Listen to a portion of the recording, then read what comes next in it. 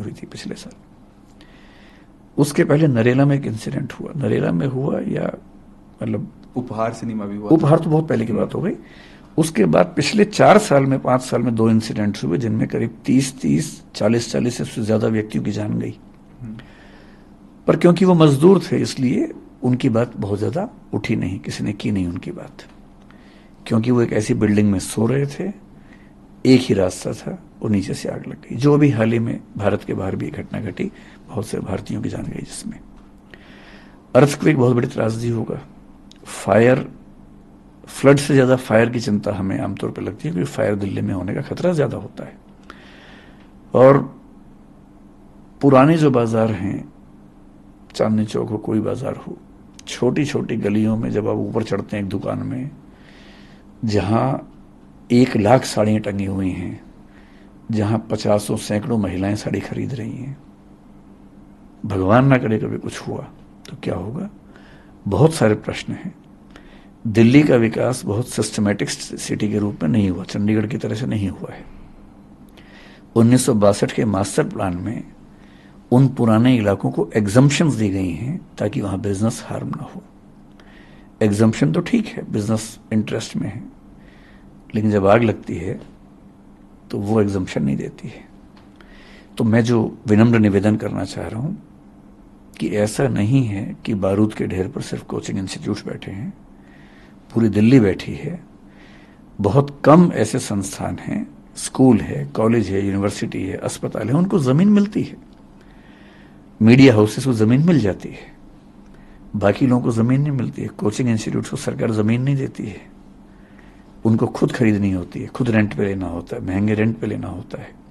फिर हर डिपार्टमेंट के साथ कम से कम ये ध्यान रखना होता है कि छोटी सी बात पे कोई हमला ना हो जाए। तो पक्ष सबका है, उनका भी है, और अच्छी बात है कि अगर हम एक स्थायी समाधान की ओर बढ़े, मुझे उम्मीद है कि इस बार कुछ ना कुछ स्थायी होगा। सर, फैमिलीज भी ये न्यूज़ देख रही हैं, सोशल मीडिया पे हैं, वो भी देख रही हैं कि कैसे घटना सब कुछ हुआ, 3 बच्चों की जान गई। पेरेंट्स को आप क्या मैसेज देना चाहेंगे जो अपने बच्चों को भेजते हैं दिल्ली पढ़ने के लिए, बंगाल से, यूपी से, हरियाणा से, कि जाओ पढ़ो? जैसे ये जो बच्चे थे, निविन केरल से था, ये जो तान्या बच्ची है वो तेलंगाना से, उसके पेरेंट्स भी थे, शायद एक यूपी से बच्ची है। मैं पेरेंट्स से ये कहना चाहूंगा कि जब वो आए दिल्ली में, चाहे हमारे पास आए चाहे कहीं भी जाए, केवल ये ना देखें कि इंस्टीट्यूट कितना अच्छा है, टीचर्स कितने अच्छे हैं, साथ में थोड़ा सा ये भी देखें कि सेफ्टी के प्रोविजंस कितने वहां पर हैं। खुद जाके देखें, क्लासरूम के अंदर जाके देखें। एक सिंपल सी कसौटी मैं आपको दे रहा हूं। सबसे पहले हर पेरेंट और हर बच्चा जब भी किसी क्लासरूम में जाए, ये ध्यान से चेक कर ले कि अगर कोई दिक्कत हुई तो निकलने की संभावना है या नहीं। मैं सामान्य भाषा में कहूं तो कम से कम 2 एग्जिट हैं या नहीं। बहुत बेसिक सा क्राइटेरिया है। मैं जानता हूं कि ये कहने के बाद बहुत सारे इंस्टीट्यूट मुझसे नाराज हो जाएंगे, वो मुझे शायद बिरादरी से बाहर कर देंगे, लेकिन मैं साफ कह रहा हूं, जिस क्लासरूम में, बिल्डिंग में निकलने के 2 रास्ते ना हो, 2 या 2 से ज्यादा, वहां आपको क्लास नहीं करनी चाहिए। अगर वो हमारा भी है तो हमारे पास भी नहीं करनी चाहिए। और अब से एक नई बात यह है कि बेसमेंट, तो हम अभी ये सुनिश्चित करेंगे कि, मतलब बाकी राज्यों में बेसमेंट को लेकर ऐसे कठोर नियम शायद नहीं है, लेकिन हम कोशिश करेंगे कि हर जगह इस नियम को लागू करें। सर, आपने जो प्रेस रिलीज थी वो जारी की, उसमें आपने एक सुझाव भी दिया कि सरकार दिल्ली में 3 से 4 क्षेत्रों को चुनकर उन्हें कोचिंग स्थानों के लिए नियत करे। इस पे भी बात हुई एलजी साहब के साथ आपकी। नरेला के लिए जो डीडीए के वाइस चेयरमैन हैं शुभाशीष पंडा जी, उन्होंने बात आज भी रखी, और वो कह रहे हैं कि वहां पर हजारों की संख्या में घर तैयार हैं। जो कोचिंग इंस्टीट्यूट बनाने की बात है, हम आपको लैंड भी दे सकते हैं, अगर आप कहेंगे तो हम ऐसे बिल्डर से बात करेंगे जो आपको बना के दे देंगे। तो वो, मतलब अब देखते हैं कि कितना व्यावहारिक सब लोग स्वीकार कर पाते हैं, लेकिन एक प्रस्ताव तो दिया। उन्होंने रोहिणी की बात भी की, पर यह कहा कि रोहिणी में हमारे पास बने बनाए फ्लैट्स नहीं है, तो हमें उसमें थोड़ा सा टाइम लगेगा, लेकिन 1 से 1.5 साल में उम्मीद है कि कहीं ना कहीं एक ऐसा हब बन जाएगा। एक डेथ्स को भी लेकर सर काफी सवाल उठ रहे हैं कि 3 स्टूडेंट्स नहीं थे, 3 से ज्यादा थे, और कहीं ना कहीं मौतों को छुपाया जा रहा है। फिर एक इसका काउंटर आर्ग्यूमेंट ये भी आता है कि भाई जो लोग मरे हैं, जो बच्चे मरे हैं, स्टूडेंट्स मरे हैं, उनके पेरेंट्स और फैमिली सामने नहीं आ रहे हैं। दरअसल जब मुखर्जी नगर में ऐसा हुआ पिछले साल आग जब लगी, तो उस दिन भी ऐसा हुआ, अफवाह फैल गई कि शायद 15, 20, 30 बच्चों की डेथ हुई है और सरकार छिपा रही है। सरकार का पक्ष था कि डेथ एक की भी नहीं हुई है। तो मैं, क्योंकि मतलब मेरे बहुत सारे स्टूडेंट्स प्रशासन में हैं, तो मैंने दिल्ली की पुलिस में काम करने वाले एक वरिष्ठ अधिकारी को, जो इस मामले को समझ भी रहे थे, उनसे बात की। उन्होंने एकदम साफ साफ कहा कि सर, कैजुअल्टी नहीं है, बहुत सारे बच्चों को, एम्बुलेंस इतनी सारी क्यों आई, ये सवाल था। बोले कि हमारी नॉर्म ये है कि किसी बच्चे को हल्की सी चोट भी हो तो हम उसको हॉस्पिटल लेके जाते हैं एम्बुलेंस में।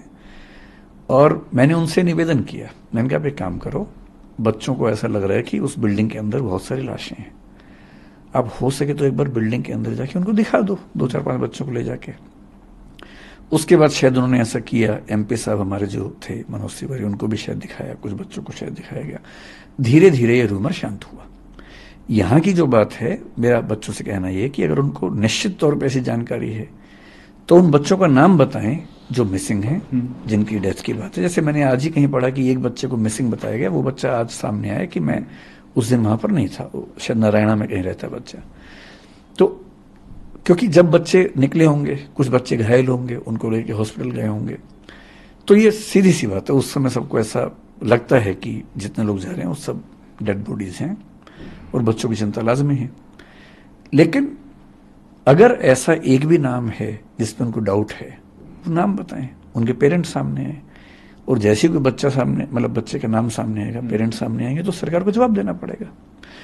प्रशासन को लेकर जो मेरी अपनी समझ है वो ये है कि दिल्ली जैसे शहर में पब्लिक आई के बीच में होते हुए इतना आसान नहीं है छिपाना, लेकिन अगर शक है बच्चों को तो नाम बताना चाहिए, इन्वेस्टिगेशन होनी चाहिए इसकी। सर, एक नीलेश नाम का यूपीएससी एस्पिरेंट और था, उसकी कुछ दिन पहले जान चली गई थी करंट लगने की वजह से। अभी 3 बच्चों की जान चली गई है। एक सवाल बार बार लोगों के मन में उठता है, दिल में उठता है, does human cost have no life in India? मतलब ये बात ईमानदारी से कहें तो जैसे जैसे हम विकसित देश बनते हैं वैसे वैसे ह्यूमन लाइफ की कीमत बढ़ती जाती है। विकासशील देशों में, गरीब देशों में ह्यूमन लाइफ की कीमत उतनी नहीं होती है। मसलन नियम उतने हैं नहीं, रिसोर्सेज उतने हैं नहीं, इंफ्रास्ट्रक्चर उतना है नहीं, चलता रहता है, सबको पता है, फिर एक हादसा होता है, नाराजगी होती है कुछ दिनों की, शांत हो जाता है। गुजरात में कुछ दिन पहले ऐसा हुआ कि एक नदी पे पुल टूटा, कितनी जानें चली गई, बहुत शोर मचा। गुजरात में ही हाल में गेमिंग जोन में आग लगी, कितने लोग मर गए। दिल्ली में पहले 2 फायर इंसिडेंट्स हुए थे, कितने लोगों की डेथ हो गई थी। ट्रेन एक्सीडेंट्स भी होते हैं। लेकिन क्योंकि इंफ्रास्ट्रक्चर को लेकर, संसाधनों को लेकर हम रातों रात विकसित देश नहीं बन सकते। विकसित देशों ने आज से 50 साल पहले ये सब झेला है। इन सब चीज़ों को झेल कर नई नीतियां बने, नियम बने, चीज़ें ठीक हुई। वहाँ आबादी का दबाव थोड़ा कम रहता है, जगह उनके पास ज़्यादा है, हमारे पास आबादी भी ज़्यादा है जगह की तुलना में। ईमानदारी की बात है कि भारत में और ऐसे देशों में, पाकिस्तान में, किसी और देश की बात करें, ह्यूमन बीइंग की ज़िंदगी पर खतरे ज़्यादा है, और दिल्ली तो बहुत ज़्यादा है। जब गर्मियाँ होती हैं तो चिंता होती है कि कहीं आग ना लग जाए, सर्दियों में भी ऐसा होता है। अब बरसात में चिंता होने लगी है कि कहीं पानी ना घुस जाए। दिवाली आते आते अगले 4 महीने चिंता है कि जिसको लंग्स में दिक्कत है, अगर किसी को, मतलब अगर लंग्स से दिक्कत है तो बस वो बच जाए, क्योंकि पॉल्यूशन का लेवल इतना ज़्यादा होता है। तो निस्संदेह दिल्ली में जिंदा रहना भी एक चैलेंज होता है, चुनौती है। सर, स्टूडेंट्स जो प्रोटेस्ट कर रहे हैं उन्हें देख के लग नहीं रहा है कि उनका आक्रोश आने वाले 3-4 दिनों में कम होने वाला है। जब तक कोई सॉलिड उन्हें या तो प्रूफ नहीं मिलेगा कि सरकार कोई कदम उठा रही है, या कोई जस्टिस का कोई उन्हें रे ऑफ होप नहीं दिखेगा, तब तक लग नहीं रहा कि वो एक कदम पीछे लेने वाले हैं। अच्छी बात है कि आज की मीटिंग में 5 या 6 बच्चे जो उस मूवमेंट में हैं वो भी आए हुए थे, उन्हें दिल्ली पुलिस लेके आई थी। वो भी इस पूरे प्रोसेस के भागीदार हैं, और जो कमेटी बन रही है उस कमेटी में बच्चों का पार्टिसिपेशन भी है। एक बार मैं आपको, उस कमेटी में कौन कौन है अगर आप बता पाए तो? बच्चे, एलजी साहब ने जो उस समय कहा था, मैं बहुत एग्जैक्टली ध्यान नहीं कर पा रहा हूँ, लेकिन 4-5 इंस्टीट्यूट्स के लोग थे, जिनमें एक मैं भी था। बच्चों की तरफ से 1 या 2 लोग रहने वाले हैं। जो दिल्ली के चीफ सेक्रेटरी हैं, मेरे ख्याल से वो कमेटी के चेयरमैन होने वाले हैं, और अगर मैं ठीक याद कर पा रहा हूं तो एमसीडी के कमिश्नर और डीडीए के वीसी या उनके प्रतिनिधि उस कमेटी में होंगे, और दिल्ली फायर सर्विस के भी। सर, ये इंटरव्यू खत्म करना चाहूंगा, आपका एक आखिरी मैसेज, जो बच्चे जो प्रोटेस्ट कर रहे हैं, जो न्याय की मांग कर रहे हैं, आप उनसे एएनआई के थ्रू क्या कहना चाहेंगे? आखिरी मैसेज। मैं कहना चाहूंगा कि ये जो आक्रोश है ये बहुत रैंडम ना रहे, एक व्यवस्था सुधारने का माध्यम बने, और उसमें कुछ लोगों को कीमत चुकानी होगी, उनको चुकानी चाहिए, चाहे वो हम हों, चाहे एमसीडी वाले हों, कोई भी हो। और अगर इस आक्रोश की बदौलत वो दिल्ली में एक ऐसी रेगुलेटरी बॉडी बनवा लेते हैं कोचिंग इंस्टीट्यूट्स के लिए जो सब चीज़ों का नियमन करे, हॉस्टल्स के बारे में भी ध्यान से उनकी शिकायतों को सुने, समाधान करे, और यदि कोई एक ऐसा प्लेस मिल जाता है, क्योंकि कोचिंग इंस्टीट्यूट्स की वहाँ कॉस्ट काफ़ी कम होगी। अभी करोल बाग वगैरह में किराए इतने ज़्यादा हैं कि उनकी भी बहुत दिक्कतें हैं। ऐसा नहीं है कि उनके पास परेशानियां नहीं हैं। जब नई जगह पे होंगे किराए उनके बहुत कम हो जाएंगे, खर्चा भी कम हो जाएगा, फीस भी कम हो जाएगी, रहने की दुविधा भी कम हो जाएगी, हवा धूप वो सब चीज़ें भी मिलेंगी।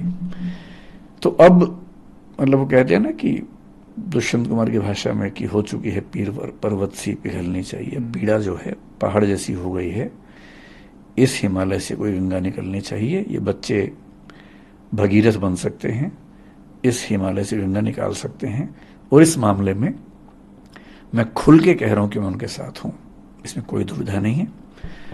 और साथ में इतना ही नहीं, बल्कि मैंने आज एलजी साहब से भी बात की। एलजी साहब ने निवेदन किया कि जिन बच्चों की मृत्यु हुई उनके माता पिता की स्ट्रगल्स भी हैं, तो हम तो सरकार की तरफ से जो मदद कर सकते हैं करेंगे, आप लोग भी करेंगे तो अच्छा होगा। मैंने उनको वायदा किया एलजी साहब को कि हम आगे बढ़ के मदद करना चाहेंगे, बशर्ते कि उनके पेरेंट्स ऐसा चाहें, उनको अपमान ना लगे। तो हम आज या कल में उन बच्चों से मिलेंगे, उन बच्चों के थ्रू उन बच्चों के पेरेंट्स से मिलेंगे जिनकी मृत्यु हुई, बात करेंगे। यदि संभव हुआ तो हम कोशिश करेंगे उनके घाव पर थोड़ी सी मरहम लगा सकें। सर, बहुत बहुत शुक्रिया नहीं से बात करने। बहुत धन्यवाद, बहुत बहुत धन्यवाद।